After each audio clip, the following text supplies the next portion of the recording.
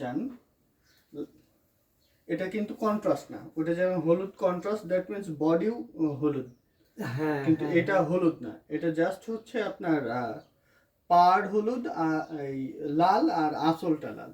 আপনি যদি সাদাই এই ডিজাইনটা করতে চান তাহলে মানে বুঝছো তুমি কি, এটা যদি সাদা হয় মানে না হলুদ হলো, এটা হলুদ হলো, কিন্তু এই যে ভিতরে যেটা এটা সাদা, যেহেতু ওটা আরো হাইলাইট হয় বেশি।